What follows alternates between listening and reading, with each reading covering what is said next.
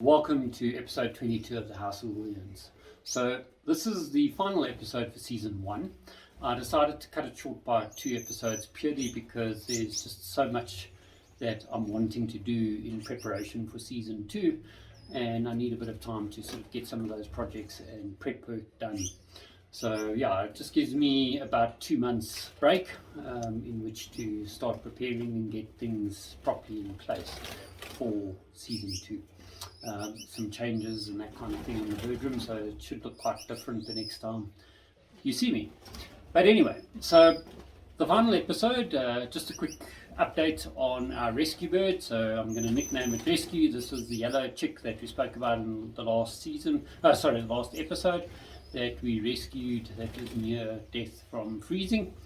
And as you can see, it's doing fine, and I fully expect it to fledge in the next week or so.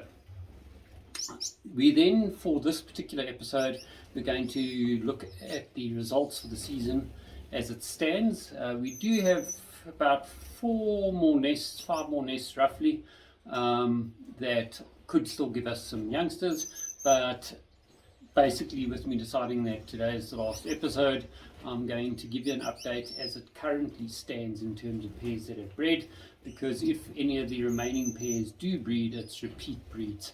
So it will add to the volume of chicks but not to the number of pairs that have bred successfully, with the exception of the pied hen. So yeah, basically that's the sort of main crux of it. And then we're going to also have a quick look at the record keeping for the education segment of the show and how I go about that and what kind of information I record and that kind of thing.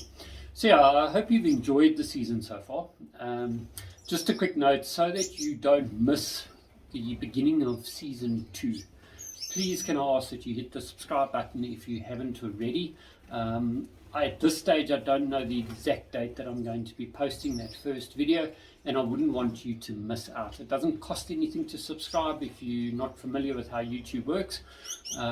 It's free. It just means that you will be notified when the first episode goes live of season 2, so that you know to start watching again.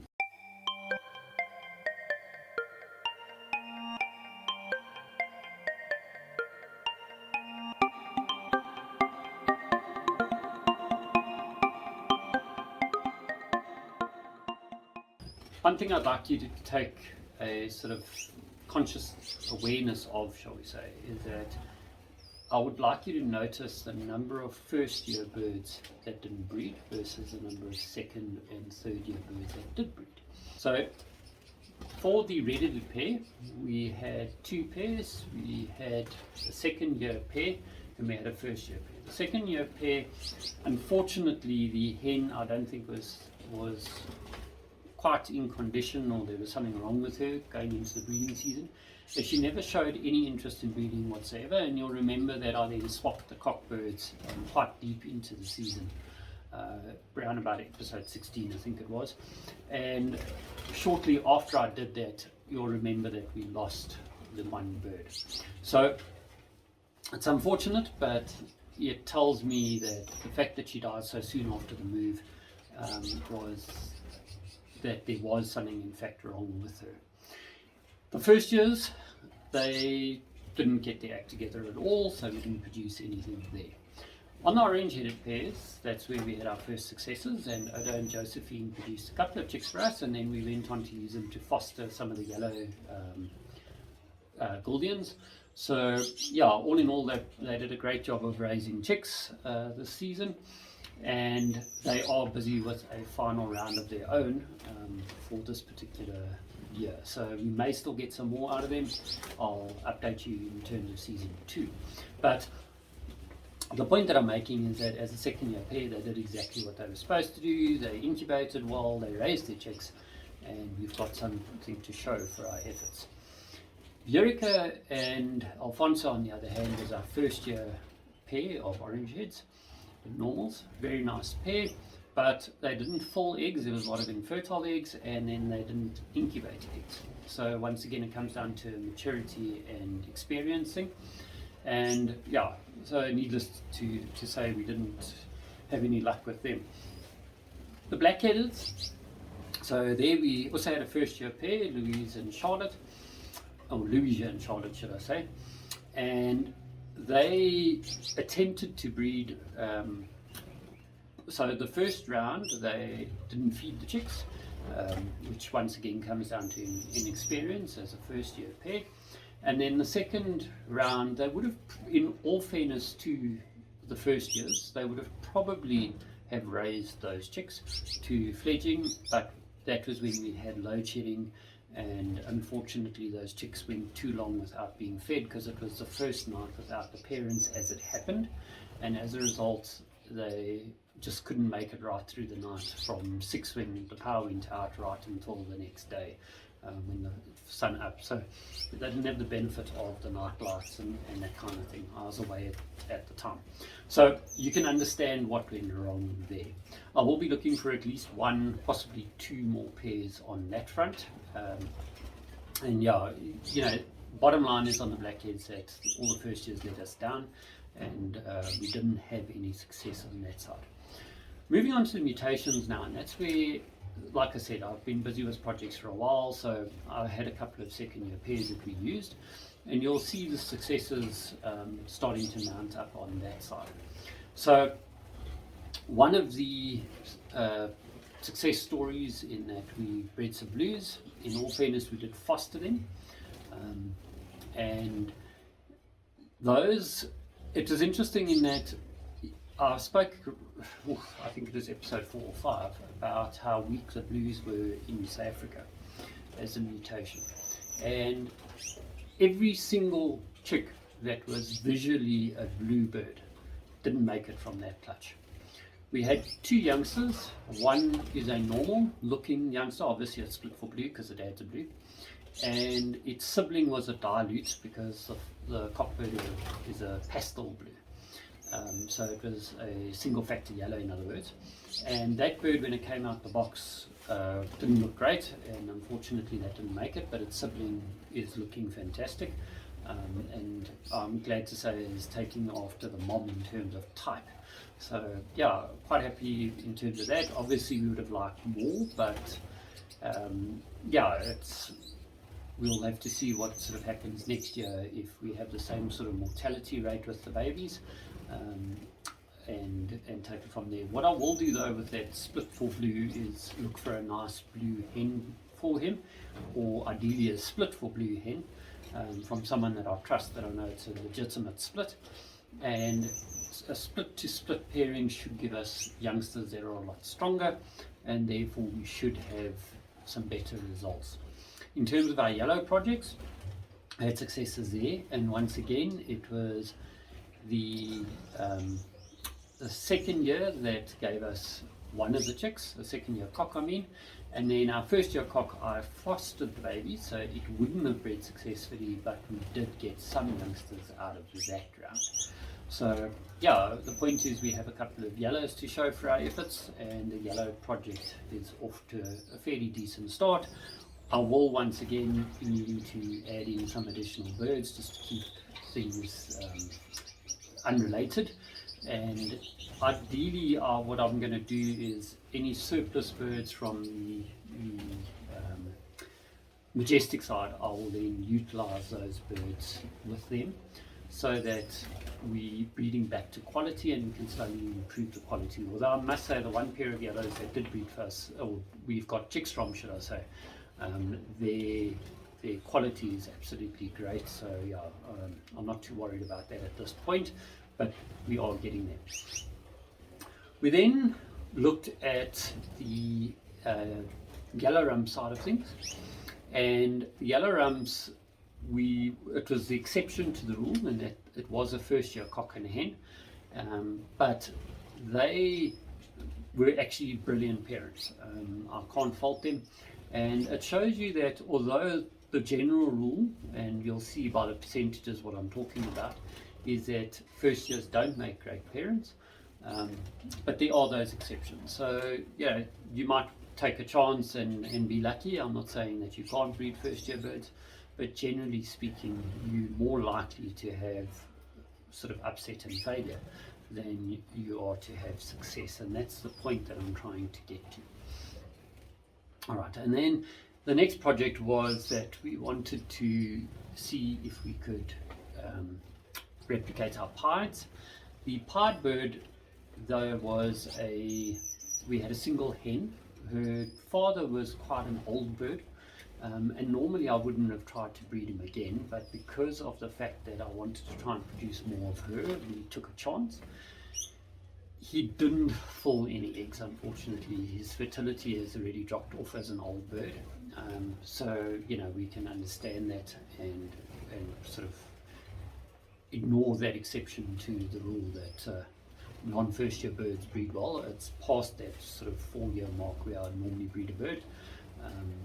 So yeah, he didn't produce for us. However, the rest of the pied project, so a couple of things happened. We did manage to get the aunt to the pied bird, in other words, the sister of the hen and cock that bred, to produce some babies for us. At this stage, they're all normal looking, which is what I expected them to be, because she was a non-visual. So it's part of the proving out process that we discussed when we spoke about the pied project in the beginning. We needed to sort of see over time if it's just birds that are single factor, or if it comes out in a green bird. Bearing in mind that the father that has the yellow feathering in the back of the neck is a single factor bird, and the hen is a yellow bird, in other words, a single factor hen.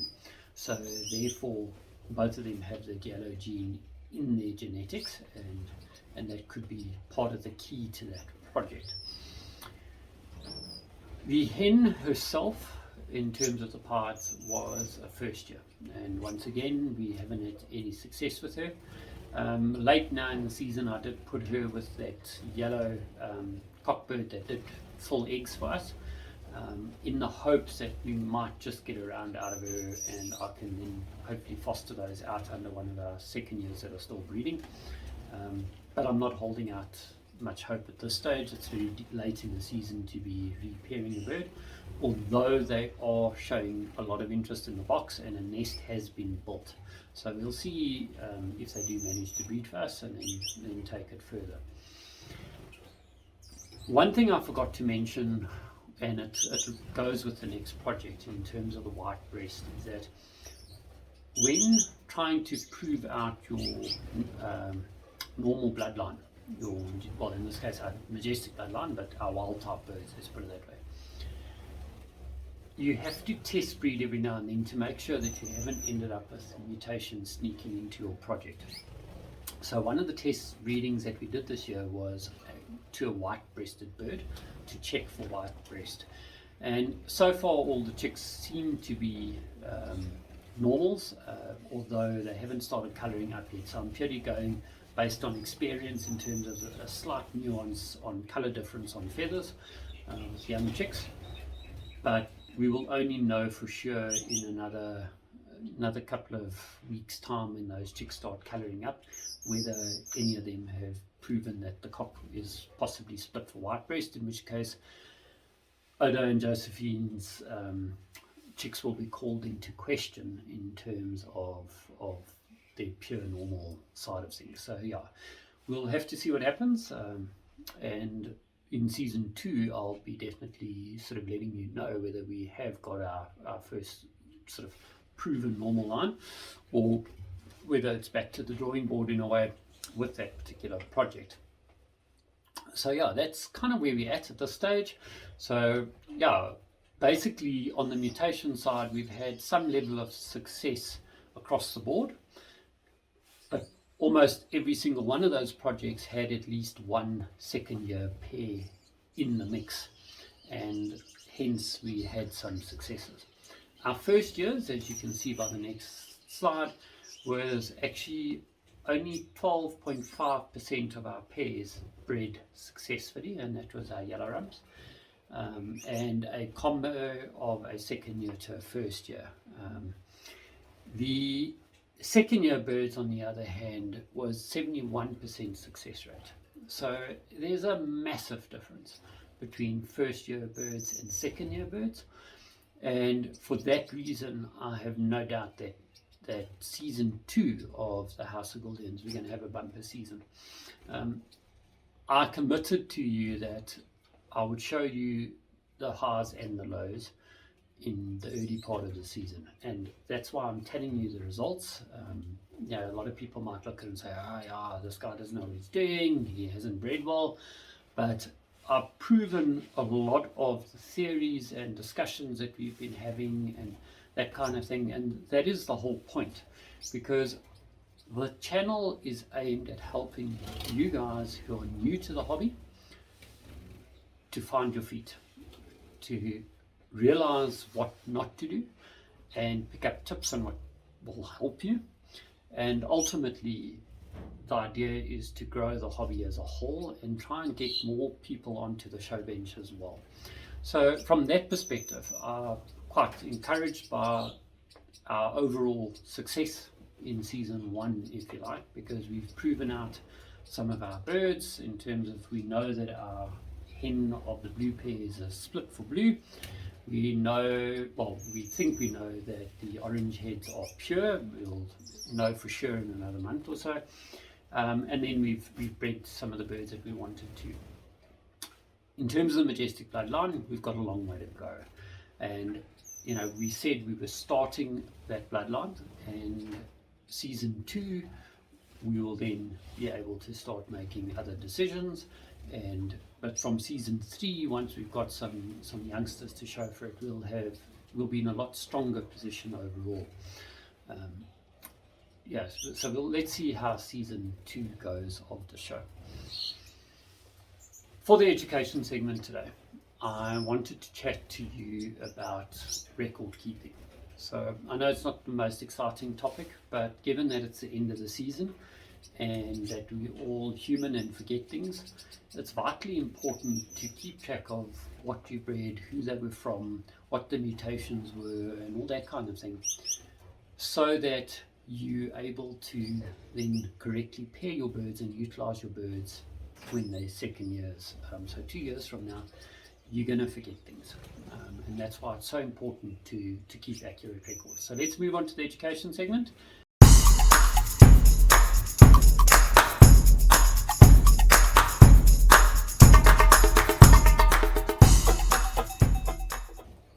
Right, so in terms of the education side of it, we said we're going to look at record keeping.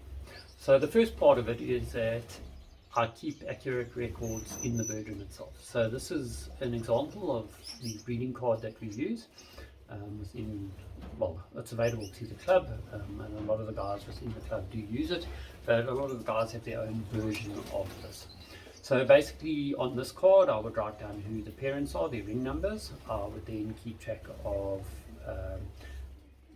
how many eggs were laid in a clutch, when they were laid, when they hatched, all that kind of thing. When I ring the birds, what the ring numbers of the chicks are. Also note things like if the parents are chick tossers, or if they particularly light sitters, that kind of thing. All the kind of information that you're likely to forget in a year's time or when the next season comes around.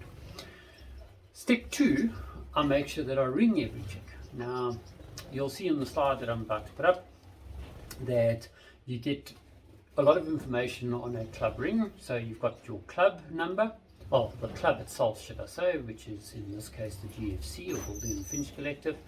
We then have the breeder number and the year of the ring. So year 2022 was an orange ring, and the 22 is on the ring itself. And then the last part is a unique number. So this combination of information, along with my breeder number, which is also on the ring, gives me a unique ID per bird that I can then use to identify individuals. We discussed in last week's episode the downside of just using family rings, which are the plain plastic rings with no writing on it. The problem with that is that, by the time you get to the 3rd or 4th generation, it becomes quite complicated and messy to know exactly which was which, because now you've got 3 or 4 different families converging. And how do you do that where you've only got 1 or 2 sort of colors in a ring? I know some of the guys put rings on both legs and all that kind of thing, but I show birds, and on the show bench you're only allowed one family ring, if you like, and one club ring. So for me, it doesn't make sense to do family rings. I prefer to just use the club ring and then keep a record of it. That brings me to what do we do with that information. So you'll see the next slide that I'm putting up. It is about the actual capturing of the data into the system. So firstly, I have my register for the individuals, if you like, where I create each bird separately, and that I can capture the lineage of that bird, so who the parents were, what the mutations of the parents were, the bird itself, what their visible mutation is and their theoretical mutations are, if they possibly splits. And then it allows me to capture a whole bunch of additional information, so I can even go as far as capturing what prizes it wins on a show, all that kind of detail. And really your imagination can be limitless in terms of what info you can store on the birds on this. Obviously that information is only useful if you're doing something with it, so you'll see the report shortly on some of the reports that I pull on the birds. The next step for me is I capture the breeding cards into the system. So yeah, I would actually put down all the detail in terms of which chicks were, what ring numbers they were, did they hatch, how many eggs hatched, how many were fertile, all that kind of stuff on each clutch gets put in, which then allows me to pull statistics and see, well, what was my average percentage of fertility, what was my success rate in terms of fledged birds versus hatched birds, all that kind of data which you wouldn't have if you're not recording the information. And then obviously the final step is to actually have the reports. So here you can see an example of two of the reports. One of them is the clutch sort of report, where I can see sort of by bird, sort of, or by a sort of parentage, if you like, what actually happened in terms of number of chicks and all that kind of thing. One of the other reports is my sort of bird register, if you like. So I split them between the cocks and hens, and I can see how many, what age the cocks are, what I have of a particular mutation. So if I'm looking for possible splits or split birds that I can use. So all that kind of thing goes into the various reports from the raw data that we've captured as we've gone. So as you can see, it's really useful to be able to sort of pull these reports, and I find that it's a great help, particularly when you're wanting to trace something that's popped out the blue. So like that part, I can then go back 2-3 generations and see, well, do I have any other birds that are possibly related that I can use in the project? And for that reason, I strongly recommend that you keep track of the birds.